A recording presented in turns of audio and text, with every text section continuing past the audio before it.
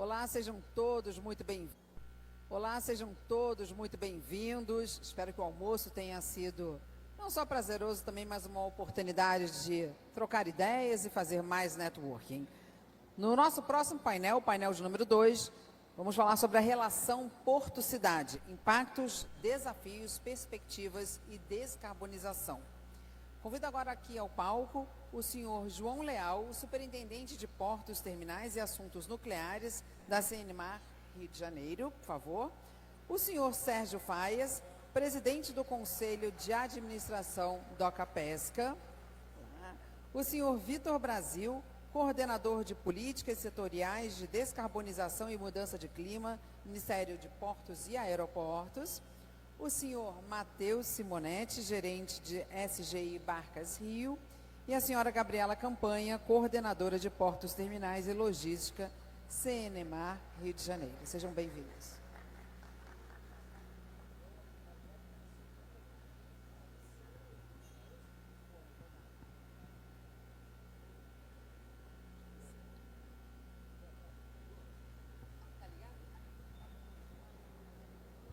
Alô? Boa tarde, pessoal. Todos já bem alimentados. Daremos agora início ao segundo tempo do primeiro Seminário Internacional das Cidades Costeiras. Tivemos um primeiro tempo muito proveitoso, como diz o meu presidente Robson Carneiro, uma abertura institucional maravilhosa. E um primeiro painel também bastante importante e abrangente, onde o nosso colega Renato Regaz, professor do INSPER, muito bem colocou essa perspectiva desenvolvida pela FACERJ, que é a certificação Selo Azul Cidades Costeiras, que proporciona ao gestor público municipal, haja vista que temos 443 municípios ao longo da nossa costa, através de 17 estados, contribuindo para que esse gestor melhor organize o desenvolvimento econômico do seu município. Bom, pessoal, chegando agora ao painel 2, qual é a ideia desse painel, considerando naturalmente a experiência de cada um dos aqui que me acompanham, lamentando a ausência do Marcelo, que não está aqui por um evento não planejado. A gente vai buscar aprofundar os desafios no âmbito dos portos, onde eu também atuo como superintendente de portos e terminais na Secretaria de Energia e Economia do Mar, a primeira secretaria no âmbito do Executivo Estadual, que trata especificamente da economia do mar e das energias, que são as duas maiores vocações do Estado, do Rio de Janeiro. Então, e a gente vai enfrentar alguns desafios, né, Gabi? Voltados para a descarbonização, para a relação Porto-Cidade, e até inicio pelas damas, pela ilustríssima Gabi. Gabriela Campanha é uma companheira que eu tenho muito orgulho de atuar ao lado, é a nossa coordenadora de portos. Assim que eu tive a oportunidade de assumir a superintendência de portos, eu brinco com a Gabi que eu não a convidei, eu a convoquei para que estivesse ao meu lado. Tenho uma experiência de mais de 10 anos no âmbito de Portos Rio, empresa federal que cuida de 5 portos em nosso estado: Porto do Rio, Porto de Niterói, Porto de Angra, Porto de Itaguaí, o Porto do Forno, aqui próximo a Arraial do Cabo. E considerando, Gabi, toda a sua experiência, e tenho muito orgulho de um trabalho que você manejou, que é um relatório que foi feito pela nossa secretaria no âmbito da CDMar, que é uma comissão que cuida, né, Gabi, especificamente de temas voltados à economia do mar, Faias. E você, com muita maestria, escriturou um relatório técnico, que inclusive, né, Brasil, ela esteve no Ministério, isso pode ser um benchmark para todo o Brasil, que aprofunda essa relação, e você identificou aí alguns gargalos. Então, queria, Gabi, que você iniciasse o painel contando um pouco para todos nós, um pouco desse relatório técnico, que pode ser uma referência do Estado do Rio para o Brasil. Bom, boa tarde a todos, todas. Vou só desfazer a sopa de letrinhas aqui, para quem não tem tanta familiaridade. A CNMar é a Secretaria Estadual de Energia e Economia do Mar.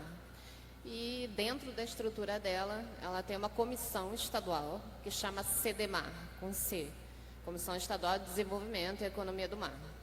É uma comissão multifacetada, composta por atores tanto do governo quanto da iniciativa privada, academia e principalmente empresariado, que participa muito ativamente, e ela é dividida em grupos de trabalho. São 12 grupos de trabalho que permeiam o setor pesqueiro, o setor marítimo, naval, enfim. O setor logístico e portuário ele está representado no grupo de trabalho de logística e infraestrutura. É presidido por uma empresa grande de logística aqui do estado, a Logística Brasil, e integrado por mais 10 empresas e entidades. E eu sou o ponto focal da secretaria desse grupo de trabalho. Vem sendo desenvolvidos trabalhos afetos ao tema de comércio exterior, ao tema portuário, e a gente sentiu a necessidade, principalmente nasceu de algumas provocações feitas por alguns municípios que têm porto, especificamente o município do Rio de Janeiro, que tem uma relação não tão harmônica assim com o seu ativo portuário. Então a gente começou a conversar e falou assim, bom, vamos fazer um trabalho técnico e embasado e fazer uma pesquisa não só do relacionamento porto-cidade, de todo o estado, então todos os municípios do estado que têm um terminal portuário, um porto, foram consultados, e junto a isso vamos colocar a questão de um retrato de como estão as iniciativas de descarbonização nesses terminais, nesses municípios. Não foi por acaso, tem um porquê. A gente tem diversas iniciativas internacionais, só para citar a mais importante, são os regramentos da IMO, né, a Organização Marítima Internacional, ligados à parte de descarbonização e diminuição de efeitos de gases de efeito estufa por parte dos navios mercantes, né, que são os que atuam nos portos. Então a gente fez essa pesquisa, contou com a resposta de 13 grandes empresas, grandes terminais. A gente consultou ao todo 8 municípios portuários, se eu não me engano. Maricá ainda não foi consultado, porque o porto ainda está para ser construído, né? E o que a gente chegou ali no relatório final, a conclusão, com fatos, foi que existe uma relação não institucionalizada, uma falta real de políticas públicas constantes instituídas entre o município portuário e o seu estado, entre o município portuário e o seu porto, e entre o município portuário e até o governo federal. Então, como a Secretaria de Energia e Economia do Mar é uma secretaria meio, né? A gente brinca, a gente não é como o INEA, por exemplo, que é ligado a SEAS, que emite licenças. A gente é uma secretaria que faz articulação institucional, instituição de políticas públicas. No nosso caso, ligadas a portos, terminais, marinas um pouquinho, né, e energia e tudo mais. Então, a gente emitiu esse relatório, divulgou para o setor portuário nacional, em grupos, enfim, né, os fóruns que a gente se fala, e recebeu elogios, inclusive até de cidades, por exemplo, como Santos, né, que são cidades que respiram o seu porto. Isso culminou numa visita nossa oficial institucional ao Ministério de Portos e Aeroportos, ao setor específico de sustentabilidade, depois o Vitor fala melhor. E, além de estar previsto no âmbito nacional, de certa forma, o tema Porto-Cidade ser abrangido na nova lei dos portos, que deve entrar em vigor talvez ainda esse ano, está no status de PL, a nível federal, a gente tomou a iniciativa do Estado de desdobrar esse novo trabalho que a gente fez e fazer dele um PL estadual. Ele está sendo finalizado ali na nossa pasta, para justamente fazer esse elo de conexão entre os terminais, o privado, a academia e as suas cidades, para tornar as boas práticas possíveis para serem feitas por todos, porque tem municípios que sim convivem muito bem com seus portos, e para ensinar e ajudar a como tornar essa relação harmônica, porque é o que a gente fala, o desenvolvimento econômico em cidade portuária, ele basicamente vem do porto, né? Então, vou resumir assim. Tá ótimo, Gabi. Vou voltar para você e entendo que muito do que você falou, Gabi, esse relatório bem sucedido, Ele se deu porque houve diálogo com os setores, integração, e isso fez com que nós tivéssemos aí o melhor apanhado para que pudéssemos escriturar o melhor relatório. Na sua fala também você falou sobre o terminal Ponta Negra, e até na expectativa, me comuniquei aqui com o Zé que tenhamos um representante da Codemar, porque já tive a oportunidade, Gabi, de atuar na SECA, na Comissão Estadual de Controle Ambiental, que tratou desse licenciamento. Eu sei o quanto esse porto é importante para essa cidade, então estou aqui na expectativa aqui do Marcelo ou de algum maricaense que possa vir a falar desse empreendimento tão importante aqui para a cidade. Mas, Sérgio, primeiramente queria agradecer a você, prefeito Antônio Correia, que prontamente nos atenderam, colegas portugueses, com esse propósito de desenvolver a economia através da economia do mar, e estão aqui com a gente. Obrigado mais uma vez. No sentido do que a Gabriela colocou, nessa importante relação Porto-Cidade, especialmente, faz você, que até a semana passada foi o presidente da Ocas Pesca, empresa pública importante, no manejo dos estaleiros pesqueiros de Portugal, que é um vetor, o vetor pesqueiro, no âmbito da economia do mar, ele é muito relevante, porque ele entrega inclusão social. Nesse sentido, o que você pode dividir com o público presente, com melhores práticas dessa relação porto-cidade, considerando aí a pesca como o vetor de desenvolvimento? Bem, muito boa tarde a todos. Desde já agradecer o convite e a oportunidade de estar aqui hoje neste seminário e dar os parabéns por toda a organização, porque está a correr de forma excelente. Agradecer à Federação pelo convite, agradecer ao João pelos contactos que fez. Portanto, é verdade, eu até segunda-feira tive durante 10 anos a responsabilidade pela gestão dos portos de pesca em Portugal, portanto, e estamos a falar de uma rede que dá apoio a cerca de 70 comunidades pescatórias. Estamos a falar de infraestruturas portuárias que dão apoio a cerca de 70 comunidades ao longo de todo o litoral do país, e que normalmente estamos a falar de portos que estão muito integrados naquilo que é a malha urbana. Portanto, os portos de pesca, em oposição aos portos mais comerciais de logística, os portos de pesca estão muito integrados. E normalmente as comunidades pescatórias sentem o porto como sendo deles, e as cidades sentem que aquele porto também é deles. E, portanto, isto obriga a que tenhamos aqui um grande cuidado na gestão deste território que é o Porto, e que tenhamos uma grande proximidade com aquilo que são os municípios ou as prefeituras, se quiserem, e um grande contacto direto com os prefeitos. Hoje temos aqui o António José Correia, que vai estar depois num painel a seguir. Eu conheci-o quando ele era prefeito de uma cidade que tem um dos principais portos de pesca do país. E resultou precisamente desta ligação que tínhamos, porque na prática as grandes decisões que tinham de ser tomadas estrategicamente, dos grandes investimentos, normalmente resultavam de um diálogo com as prefeituras, mas também um diálogo muito grande com as associações e organizações de produtores. Portanto, nós sempre nos primamos por este diálogo, porque na prática o porto de pesca acaba por ser um ecossistema onde convivem uma série de atores, uma série de agentes, e todos eles têm um papel muito relevante. Todos eles são uma pequena roda dentada numa engrenagem que, quando um deles falha, quando um deles não está a funcionar bem, o funcionamento do porto é posto em causa. Por isso, qualquer decisão normalmente é feita e decidida nesta base de diálogo. Os investimentos, normalmente fazíamos planos de investimentos plurianuais que eram também discutidos com as autoridades locais, com as associações de pescadores, com as organizações de produtores e também com as associações dos comerciantes. Porque o porto de pesca é uma zona de interface entre a terra e o mar.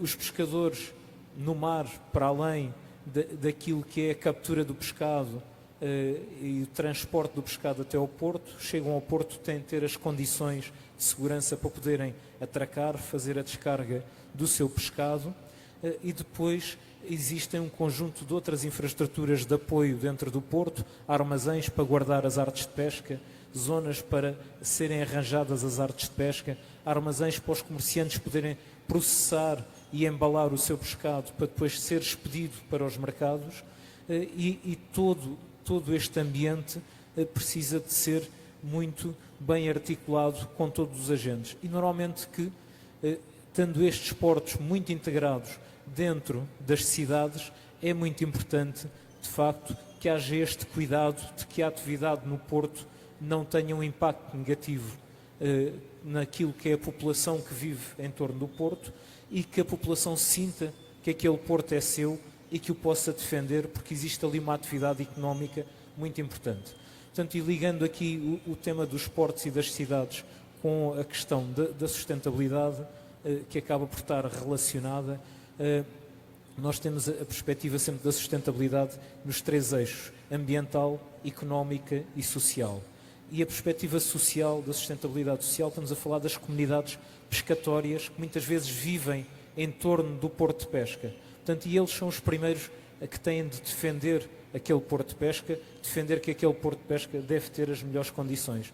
E por isso é muito importante este envolvimento e que possamos prestar também alguns serviços à população para que sinta que o porto tem essa importância. Por isso, temos feito, por exemplo, no norte do país, com a Câmara Municipal de Matosinhos, que é outro dos portos mais importantes que temos em Portugal, fizemos o que nós chamamos um Master Plan. O Master Plan foi um projeto de investimento a 20 anos, em que conversámos com a Câmara Municipal, com a Prefeitura, na identificação daquilo que gostavam de ter no interface com o porto de pesca.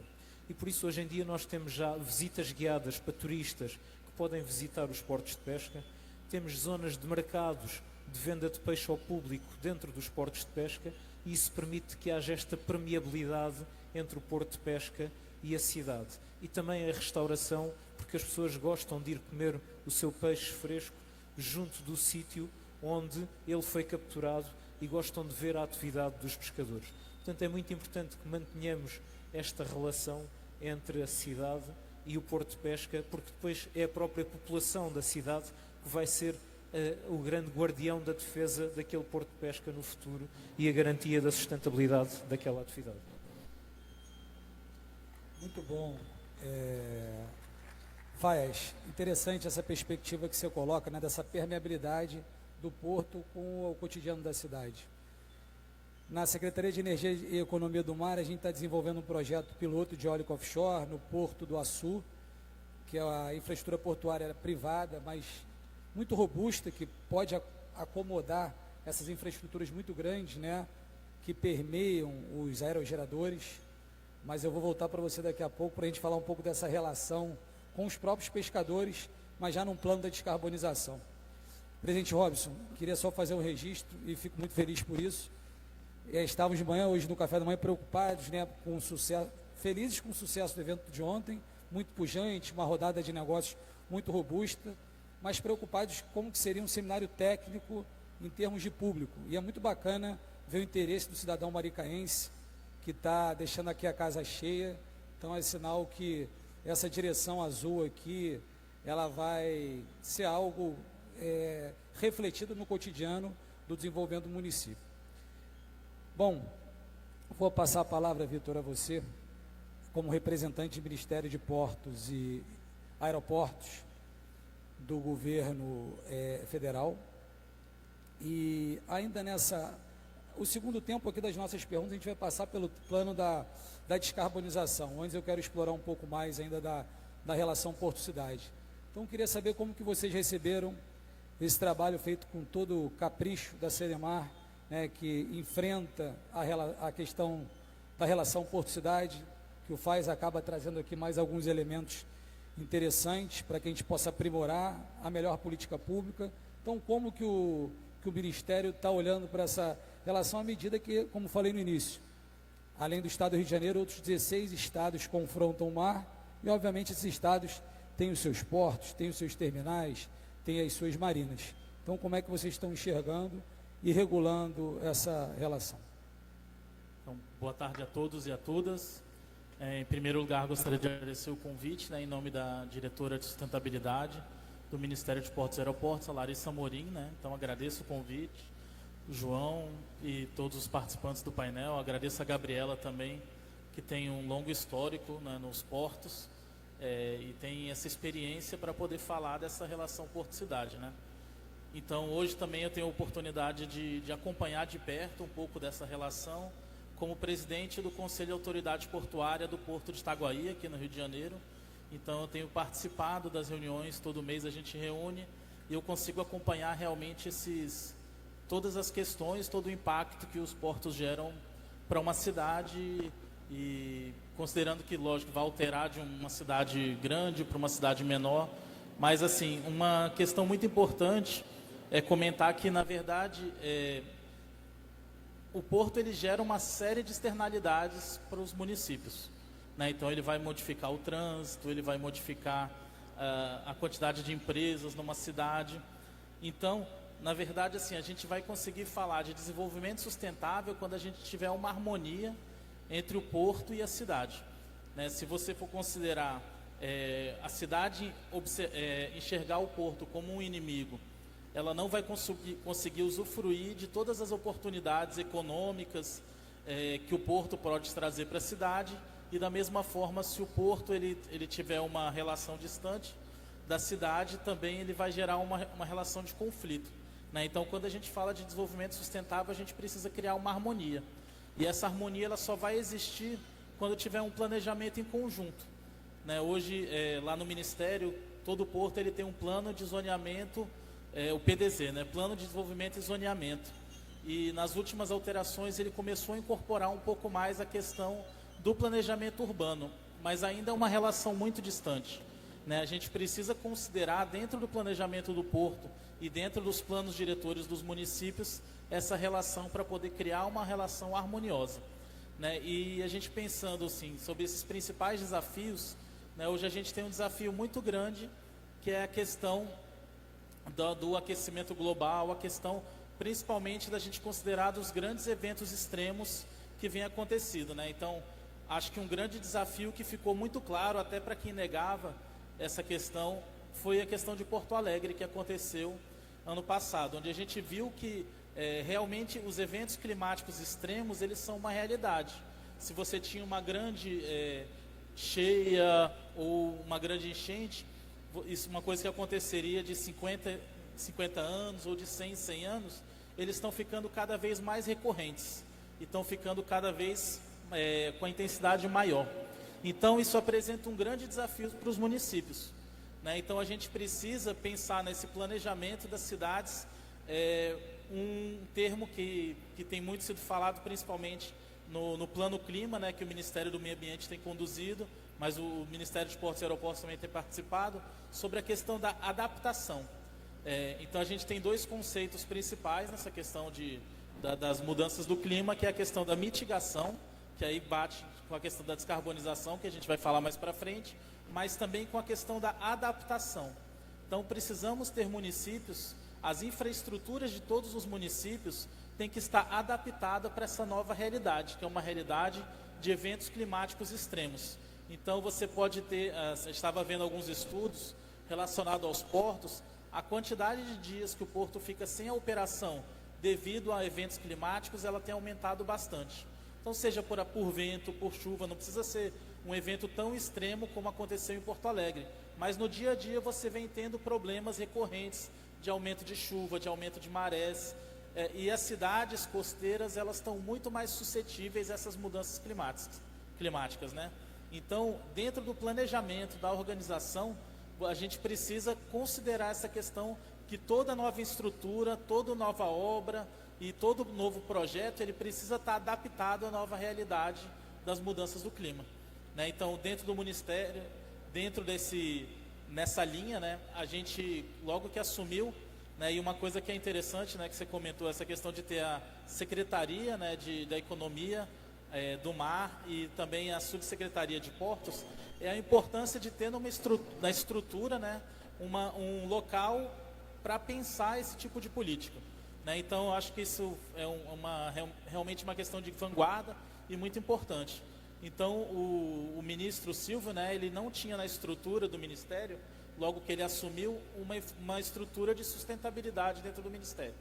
Então, logo quando ele começou a trabalhar na reestruturação, foi criado em maio do ano passado a nossa diretoria de sustentabilidade dentro do ministério, com o objetivo de priorizar essa questão, que exatamente é absorver essa pasta, tanto das questões ambientais, como também a questão da relação porto-cidade. Então, todas as questões de ESG, então também a parte social, a parte ambiental, dentro da estrutura do Ministério. E a nossa primeira ação, assim parecido como vocês fizeram aqui, também foi fazer um diagnóstico de quais ações já eram realizadas dentro de todos os portos, né? Então, a gente realizou um diagnóstico com todos os portos organizados, com terminais.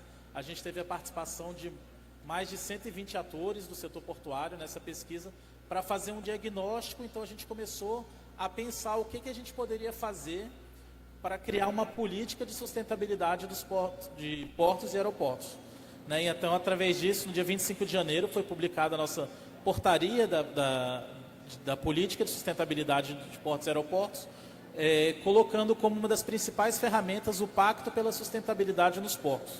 Então, qual que é a ideia do Pacto pela Sustentabilidade? A gente verificou, né, através da pesquisa, que já existiam uma série de ações sendo realizada por todos os atores.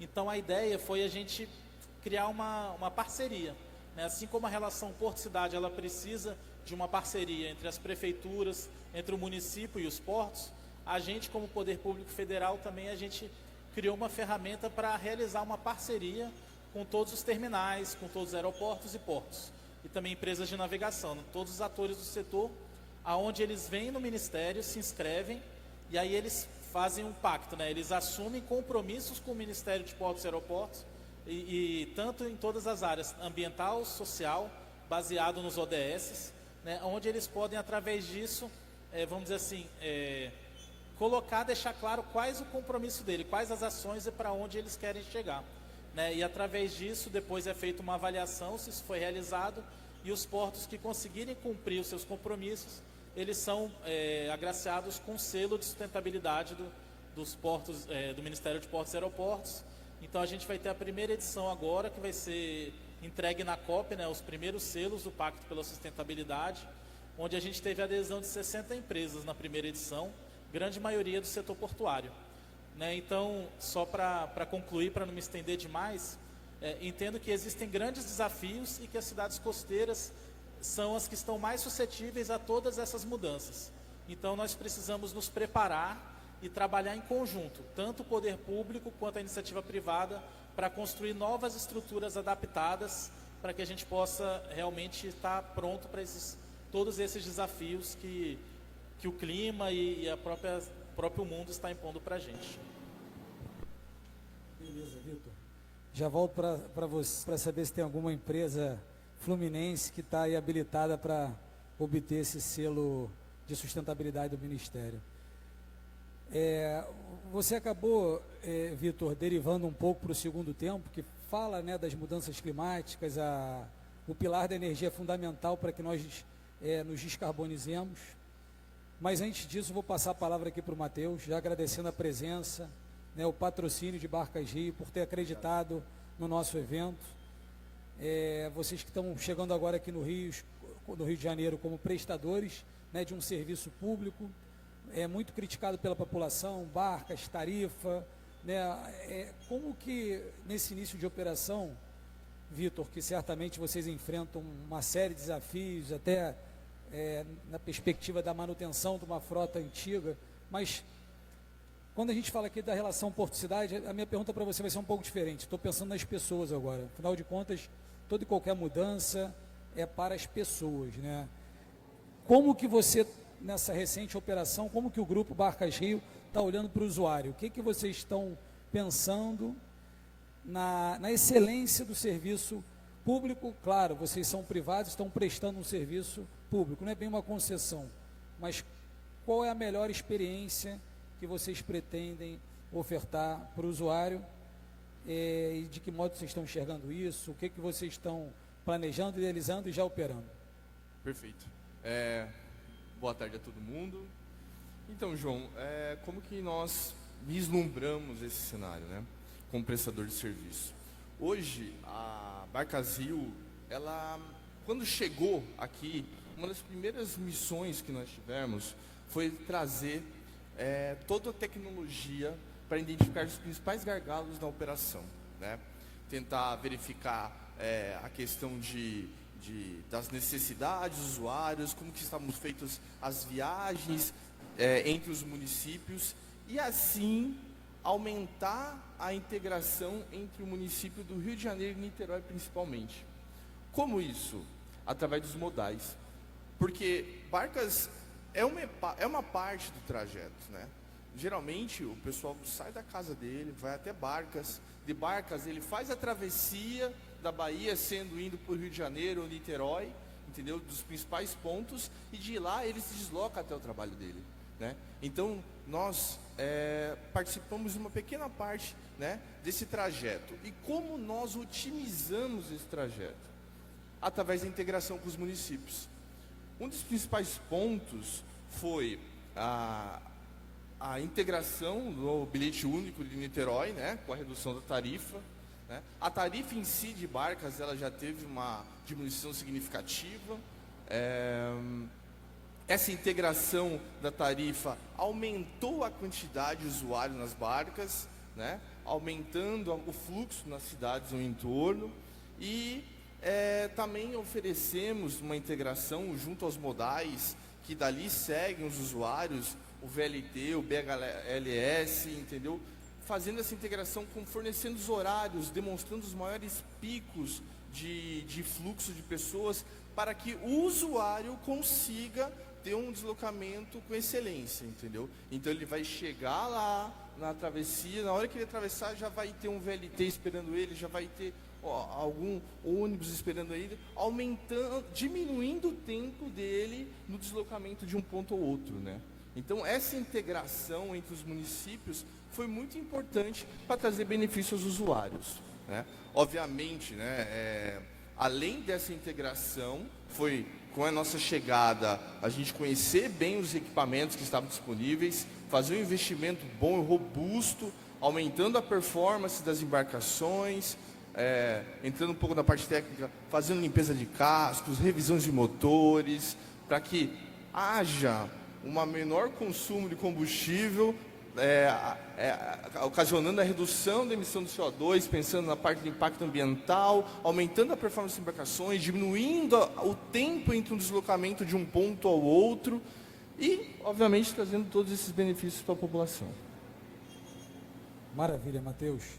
Vou ser breve aqui, a luta é grande, então a gente não pode deixar de saudar algumas pessoas que nos ajudam na boa luta. Ana, meu colega de Estado da Secretaria de Ambiente, Ana do Conleste, saí do Conleste, mas o Conleste não saiu do meu coração, Evanildo, nossa secretária da Bahia, que a partir de hoje estamos juntos aí na boa luta pelo mar, Mariana de Macaé, o Maurício, dentre outros vários colegas que vejo por aqui, professor Pinot, vamos juntos aí pela economia do mar, Pinot.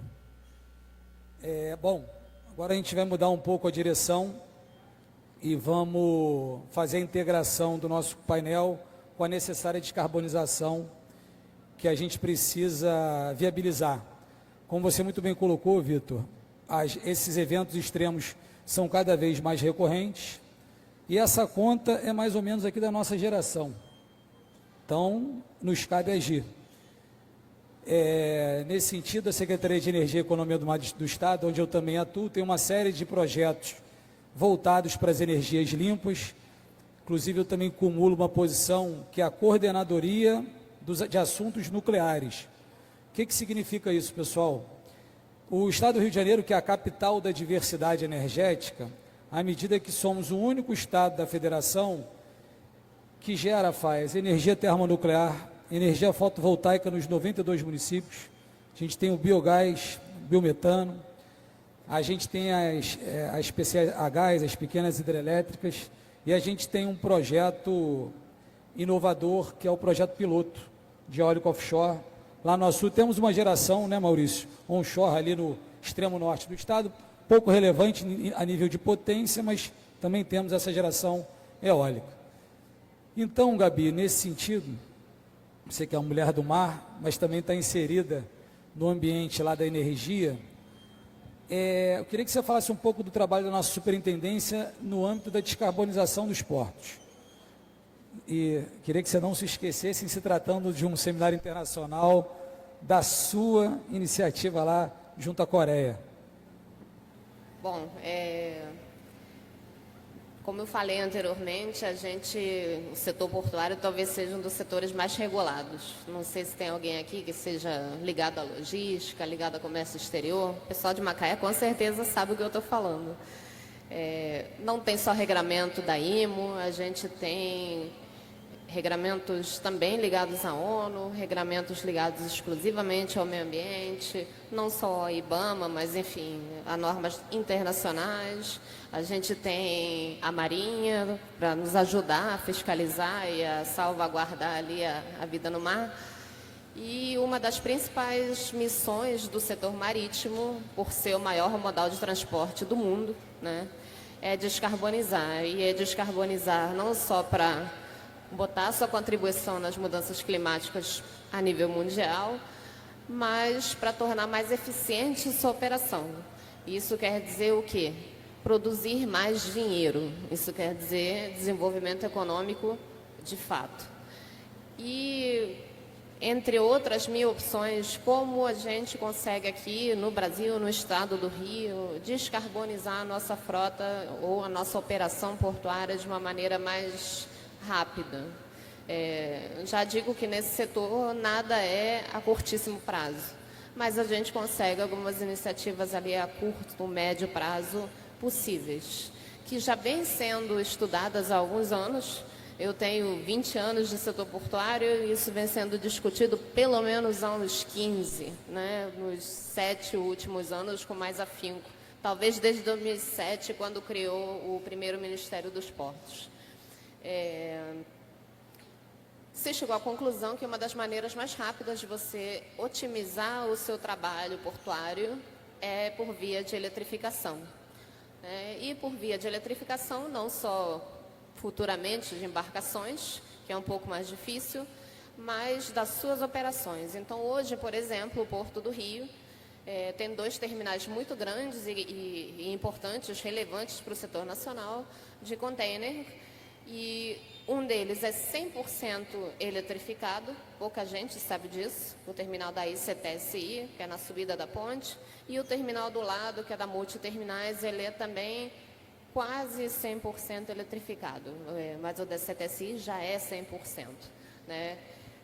Além disso, o da Multiterminais, ele tem geração de fotovoltaica para alimentação do próprio terminal. Então, assim, a gente tem iniciativas instaladas, mas a gente sempre quer ir além, a gente procura excelência. Os portos aqui do estado, a maioria, tirando o Porto do Sul, o Porto Sudeste, a maioria deles, os grandes portos, eles são federais e arrendados para terminais privados. Então, o Estado, por exemplo, não tem um orçamento fixo, como o Ministério dos Portos tem, para aplicar em diversos projetos ali para as autoridades portuárias. Mas o Estado tem a nossa secretaria, que, como eu falei, é uma secretaria meio. O nosso dever é captar projetos. Então, entre os projetos que a gente tem captado, ligados à eficiência energética e à eletrificação, a gente está tentando, né? A gente não sabe ainda se vai conseguir, está tentando um acordo com o governo da Coreia do Sul, que eles doariam a expertise, o projeto e a implantação de 2 tomadas onshore power, que na verdade são as tomadas que ficam no cais, para você plugar o navio durante a operação ali, e ele desliga a máquina, então ele para de emitir diesel, ele para de jogar CO2 na atmosfera. Isso fica muito mais barato, muito mais limpo e muito mais eficiente, né? Seriam para 2 tomadas de onshore power no Porto do Rio. A gente aplicou esse projeto por meio da nossa superintendência. Ele foi via Ministério, via Casa Civil, via Ministério do Itamaraty, e a gente está esperando ansiosamente a resposta para ver se seremos um dos agraciados, porque é um investimento de custo bem relevante, mas o legado que ele poderia deixar como instituição seria muito maior do que o custo que ele vai ter, né? Então, vamos torcer para que a gente consiga, e assim como esse projeto, a gente tem outras linhas de atuação e captação de projetos, incentivos, enfim, interlocução direta com, por exemplo, a Light, a Enel, justamente para prover essa energia para esses terminais eletrificados, enfim. A gente faz o estudo de aumento de carga com eles, para não faltar energia no porto, não parar a operação. Então, dentro do nosso alcance institucional, a gente tem buscado seguir as linhas não só da descarbonização, mas da transição energética para uma maior eficiência econômica do Estado e uma atratividade maior de cargas para cá. Porque o futuro do comércio exterior é você moldar suas cargas, o mercado internacional, pensando sempre nos corredores verdes logísticos, né? Então, seria um atrativo diferencial e a mais do Estado do Rio perante outros estados até. Perfeito, Gabi. Certamente teremos sucesso no projeto protocolado na Coreia, porque Deus costuma ajudar quem trabalha, né, Maurício? Bom, Faias, vamos lá. Agora ainda no plano da descarbonização.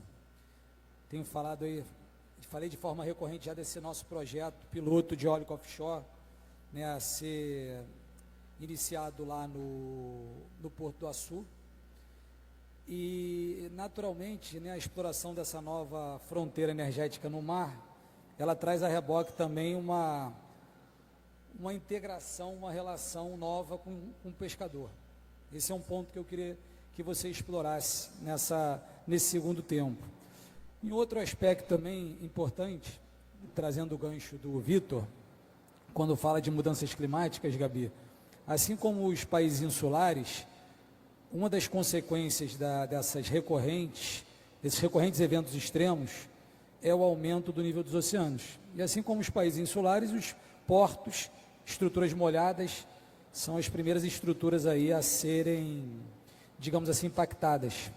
Então, Faias, queria que você, nessa sua segunda reflexão, abordasse um pouco desses dois pontos e também falasse um pouco da sua atuação no âmbito da descarbonização do ambiente portuário em Portugal. Ok, muito obrigado, João.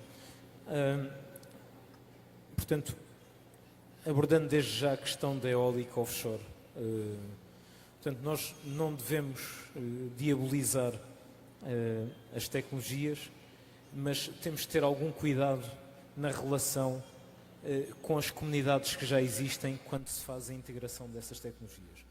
E nós, infelizmente, em Portugal, e há bem pouco tempo, tivemos uma experiência menos positiva com a questão da eólica offshore, criou uma grande reação, principalmente junto das comunidades pescatórias, e é importante que eles estejam envolvidos, todos os pescadores estejam envolvidos em todo este processo e percebam o que é que vai acontecer para não serem apanhados de surpresa.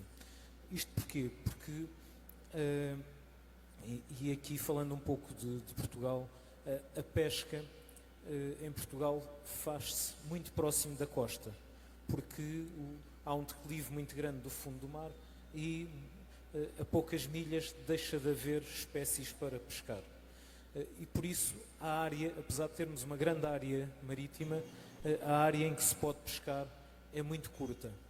E portanto é importante ter em conta esta gestão do espaço marítimo e o conflito entre as várias atividades. Até porque, no caso de Portugal, a eólica offshore, portanto, será ancorada através de correntes, porque os fundos são muito fundos mesmo, e depois, como as correntes que seguram a plataforma têm uma diagonal, aumentam muito a área em que não se pode pescar. Portanto, e há um conjunto de artes de pesca que não podem entrar depois dentro daquela zona porque podem causar problemas de segurança dentro das áreas onde temos o offshore. Portanto, o conselho daquilo que eu vi nos últimos anos em Portugal e do mal-estar que se criou com a pesca é que haja de facto aqui um grande diálogo, que os pescadores estejam a par do que é que se está a pensar fazer e que eles próprios possam dar contributos para as soluções tecnológicas, para as soluções de ancoragem dessas infraestruturas, os locais onde passam os cabos, tentar perceber se não são zonas onde costumam depositar as armadilhas no fundo do mar. Portanto, é muito importante que estejam todos envolvidos para que, de facto, depois, quando as soluções surgirem, possam todos estar de acordo com aquilo que são as soluções. Ok? Portanto, penso que esta questão é importante. Depois, a segunda questão que, João...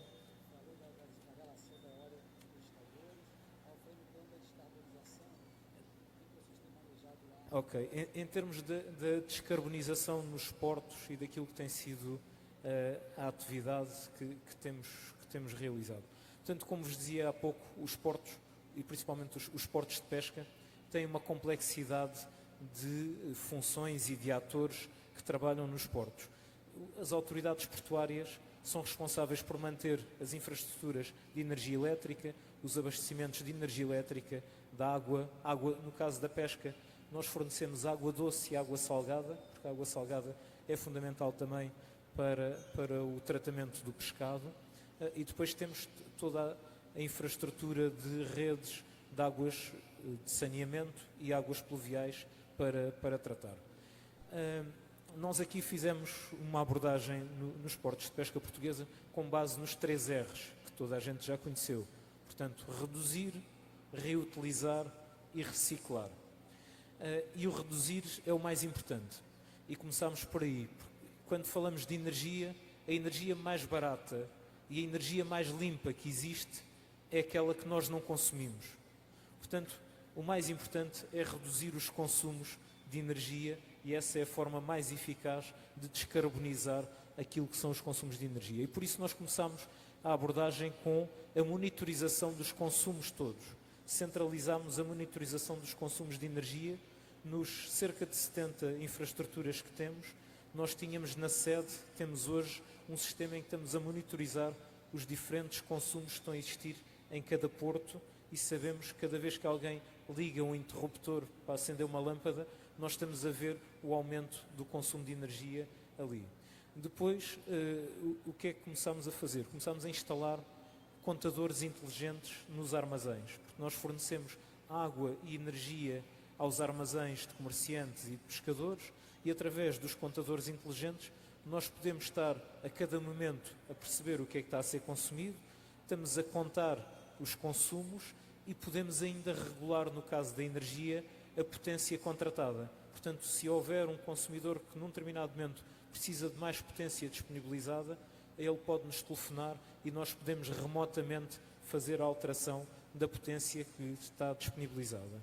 Depois passamos também remotamente a controlar os fornecimentos de água e energia às embarcações. As embarcações, quando estão atracadas nos portos, precisam de continuar a ter abastecimento de energia elétrica para os sistemas auxiliares e também abastecimento de água para as lavagens. Então, nós passamos a ter os cais a ser atuados, o fornecimento de água e de energia remotamente, em que o armador, o dono da embarcação, nos telefona e diz: vou precisar agora de utilizar água e energia para fazer uns trabalhos na minha embarcação. Portanto, e nós remotamente ligamos e desligamos e fazemos as contagens também remotamente daquilo que está a acontecer nos cais e no fornecimento a essas embarcações. Ainda nesta senda do reduzir os consumos, como nós temos infraestruturas frigoríficas e produção de gelo, muito do consumo da energia relaciona-se com entrepostos frigoríficos e fábricas de produção de gelo. Portanto, o que temos feito é uma monitorização dos pontos quentes nas infraestruturas frigoríficas para melhorar o isolamento térmico daqueles equipamentos, melhorar o isolamento térmico e os vedantes das portas quando abrem e fecham. Temos fecho automático das portas para que os operadores não as deixem abertas e o frio esteja a perder-se dentro dessas câmaras frigoríficas, e substituímos também os variadores com variadores de velocidade, os acionamentos eletromecânicos destes sistemas e com isto torná-los mais eficientes. Mas o primeiro ponto para reduzir os consumos que nós fizemos foi substituir toda a iluminação dos portos, toda a iluminação pública de tecnologia convencional para tecnologia LED. E com isto reduzimos para 25% aquilo que eram os consumos na iluminação pública dos portos, porque os portos, tanto também integrados nas áreas das cidades, têm de estar iluminados por razões de segurança, e nós fizemos essa substituição da iluminação pública. Temos testado também algumas tecnologias com sensores de presença, em que podemos variar o fluxo de intensidade luminosa. Quando é identificada alguma pessoa, aumenta-se o fluxo para saber que a pessoa está ali em segurança e identificar as pessoas. Para além disso, começámos a apostar também na produção de energia renovável nos portos. Portanto, começámos a instalar parques fotovoltaicos nas coberturas dos edifícios e nos parques de estacionamento. Portanto, aproveitar as zonas dos parques de estacionamento de veículos para fazer toda a cobertura com painéis fotovoltaicos. Portanto, isto tem permitido que neste momento nós possamos produzir cerca de 25% da energia de cada porto com essa produção própria renovável. Nos sítios onde colocamos os parques fotovoltaicos, colocamos também carregadores de veículos elétricos. Portanto, e estamos a transformar a nossa frota de veículos, neste momento já 20% da frota de veículos rodoviários é elétrica ou híbrida elétrica, com estes carregadores disponíveis nos portos. Para além disso, temos uma frota de cerca de 80 empilhadores elétricos que também são carregados com a energia que é produzida nos portos. Portanto, estas têm sido algumas das medidas que temos feito no âmbito da descarbonização. Depois, também na questão da reciclagem.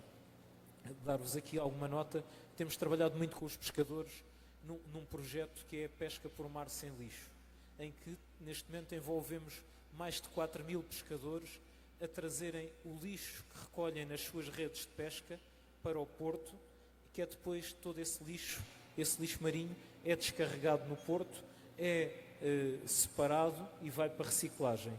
Desenvolvemos uma aplicação de telemóvel em que cada pescador, quando chega ao porto, faz o registro na aplicação de telemóvel daquele que foi o lixo que trouxe para Porto, e no final do ano atribuímos um prémio ao barco que trouxe mais lixo marinho como reconhecimento por esse contributo. Ainda na reutilização, só falar aqui de mais um projeto que está no papel, está em projeto, espero que a próxima administração possa depois implementar, que é a utilização de água reciclada das estações de tratamento de águas residuais para fazermos lavagens e regas nos portos. Portanto, nós nas nossas áreas portuárias, junto às áreas portuárias, temos estações de tratamento de águas residuais que produzem água reciclada, que normalmente é água doce que é despejada depois no mar.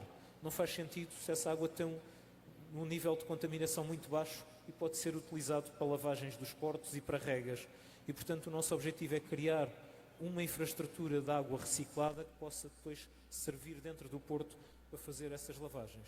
Estamos ainda com outro projeto com a Universidade do Algarve, neste momento, para implementarmos dentro dos portos aquilo que é o conceito de cidade esponja. Portanto, de podermos dentro dos nossos portos ter zonas de captação de água, ter arborização dos portos, para tornar os portos zonas menos áridas, que possam captar mais umidade e com isto contribuir para o arrefecimento também das cidades. Portanto, este é outro projeto que está neste momento a ser desenvolvido com a Universidade do Algarve e que vai ser implementado em breve. Temos outros projetos, mas também acredito que tínhamos de ter aqui mais algum tempo para dar oportunidade aos outros colegas de painel. Muito obrigado. Obrigado, Faz. Com certeza você vai estar aqui de volta para compartilhar mais práticas como as ótimas que você colocou, reuso da água, o engajamento dos pescadores, né, para contribuir com a limpeza da lâmina d'água. E eu acho que a principal lição que você nos passa aqui é a questão quando a gente fala de descarbonização, a redução também ela é fundamental, né? E o manejo inteligente das energias permite essa redução que você apontou. Eficientização. Isso que eu queria falar. Bom, chegando aqui no segundo tempo, na parte final, Vitor, sua primeira resposta, até você abordou essa parte da descarbonização, mas até numa perspectiva mesmo organizacional, aqui no Estado acaba que a integração com a Secretaria de Ambiente ela é recorrente. Do ponto de vista federal, existe alguma integração do Ministério de Portos com o Ministério de Energias, né? Quando você fala do selo da sustentabilidade, existe algum critério objetivo voltado para práticas de utilização de energias limpas? Queria que você enfrentasse um pouco esses pontos na sua última fala. Com certeza. Não, com certeza. Eu acho que essa questão da descarbonização é um dos temas que mais tem sido falado, né? Então, o Ministério de Portos e Aeroportos, no âmbito federal, ele tem participado de todos os fóruns de debate, né? Então, nós temos vários grupos, considerando, nós participamos também do Plano Clima, onde estão sendo criadas o Plano Clima de mitigação, né, que trata das reduções, onde vão ser, para setorial transporte, estão sendo elaboradas as metas, né, para os próximos anos, com o objetivo de zerar as emissões líquidas até o ano de 2050. Além disso, a gente participa do Conselho Nacional do CNPE, né, de Pesquisas Energéticas, onde estão sendo discutidos a questão da transição energética, tanto no âmbito aeroportuário, né, as SAF, os combustíveis de aviação, como também da navegação sustentável. Então, tem tido uma série de discussões para poder elaborar essas metas, né, e eu acho que o nosso Pacto de Sustentabilidade ele vem exatamente nessa linha, né. Uma questão importante que a gente pôde reparar é que, na verdade, já existe uma série de ações.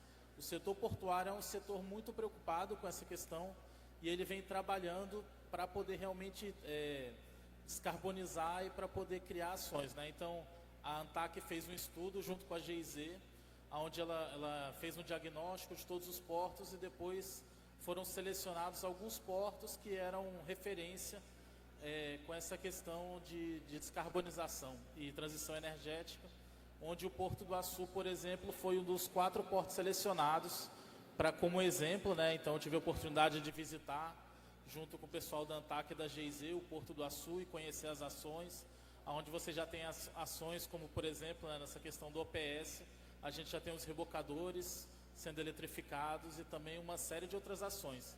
Acho que aqui no Rio de Janeiro a gente tem uma grande oportunidade, né?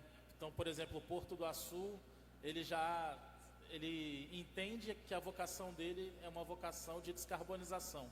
Então, ele tem uma gerência que trabalha nesse sentido, buscando oportunidades. A mesma coisa, acredito que o Porto de Itaguaí também ele tem essa vocação, porque ele tem áreas para poder investir nessa questão da descarbonização, né? Então, considerando todas essas questões, o Ministério de Portos e Aeroportos tem trabalhando nessa linha. Uma das ações importantes, que se a gente quer descarbonizar, é conhecer a nossa realidade, né? Então, hoje a gente tem uma série de ações de descarbonização, mas a gente não tem uma metodologia para contagem de emissões dentro dos portos organizados. Então, o Ministério de Portos e Aeroportos, junto com a ANTAC, tem trabalhado numa metodologia para poder sistematizar a quantificação. Existe também um grupo de trabalho junto com a ABNT, que eu tenho participado, no sentido de criar regras claras para você poder fazer essa medição, poder fazer um inventário de emissões dentro dos portos. Para a gente poder alcançar esses objetivos, a gente precisa conhecer. Além disso, dentro do Pacto de Sustentabilidade, né, então, um dos critérios para que as empresas pudessem aderir a esse pacto, elas já terem um inventário de emissões. Então, todas as 60 empresas que participaram, elas já fazem, né, essas ações relacionadas à descarbonização. E eu entendo assim, o Brasil ele tem um potencial enorme no sentido de descarbonização das operações, como a Gabriela comentou, a questão da eletrificação, né? A gente tem uma matriz energética com mais de 90% de energia limpa, né? Então a gente tem que aproveitar esse potencial para poder realmente tornar o Brasil uma referência na descarbonização para o mundo inteiro, né? Então acho que tem um grande potencial que precisa ser explorado. Beleza, Vitor, obrigado. Bom, Matheus, chegando aqui à parte final do nosso painel, como você não é governo, você é empresa privada, eu estou até modificando um pouco das indagações aqui, reflexões contigo, mas sendo bastante objetivo, você até falou um pouco disso ontem. Qual é uma prática que você podia aqui dividir conosco, voltada para o ambiente onde você atua, que é a água que vocês já operam hoje? Perfeito, João. Pensando nessa relação, né, da diminuição da emissão de carbono, né, eu acho que nós temos isso tanto diretamente como indiretamente. Quando eu conversei antes, né, na primeira palavra, que hoje nós estamos aumentando esse fluxo, né, pensando na forma indireta, aumentando esse fluxo de pessoas utilizando a Barcas. Acho que desde 2020 nós não batimos um recorde de pessoas utilizando o sistema, que nós chegamos em 58 mil pessoas no dia, né, atravessando nas 6 estações que nós possuímos, né, desde Angra dos Reis, Ilha Grande, Niterói, Cocotá, Paquetá. O que isso, né, ocasiona? Uma menor quantidade de carros nas ruas, né? O pessoal utilizando o transporte público, né, principalmente o sistema aquaviário, que é, né, um sistema menos agressivo ao meio ambiente, né? E agora pensando de forma direta, né, o que a empresa efetivamente consegue fazer com que a gente emita menos poluente, né? A gente fez uma ação muito simples, assim, quando a gente chegou no consórcio, fazer a limpeza de todos os cascos das embarcações. Essa limpeza e até a revisão do nosso sistema de motorização fez com que a gente reduzisse o consumo de 10%, né, aproximadamente 70 mil litros de óleo diesel marítimo por mês, né? Olha a redução da carga de CO2 que seria emitida, né? É uma condição significativa.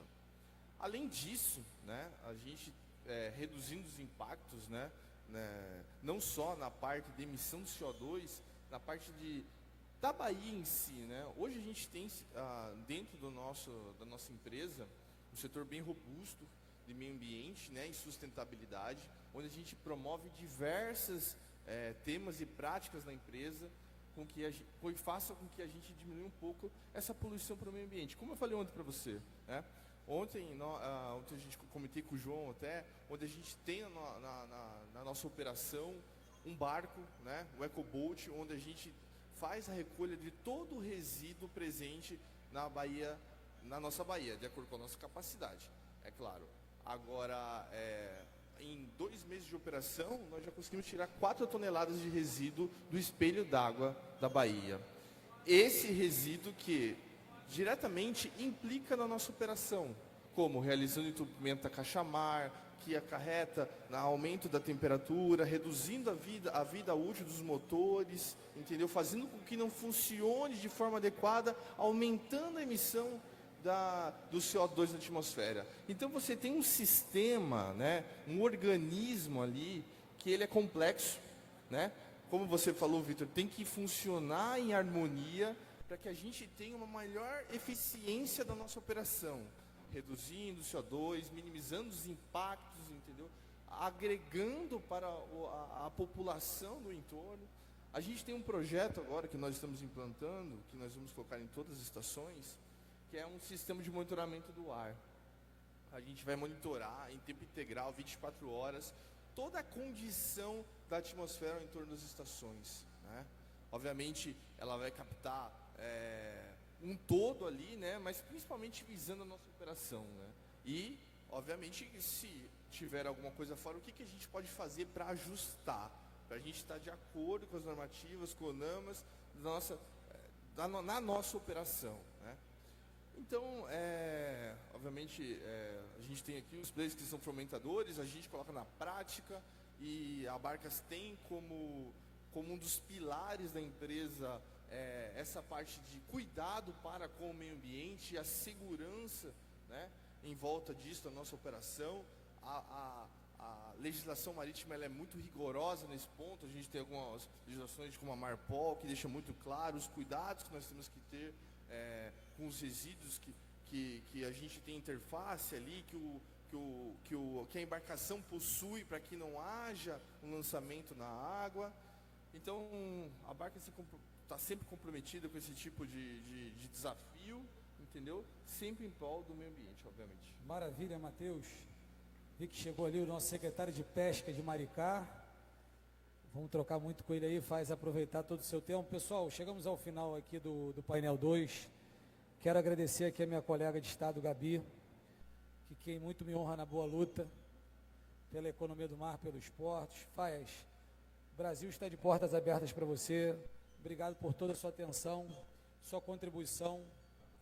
Matheus, eu não sei se você está em São Paulo ou no Rio, então já está aqui bem, Desde abril, mudei bem para cá desde sediado. abril.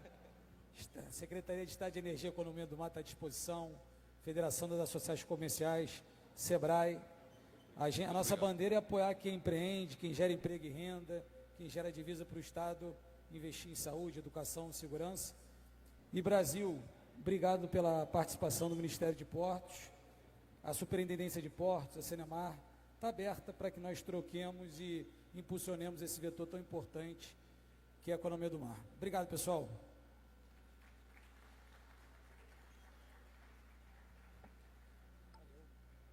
Pedir para vocês ficarem aqui.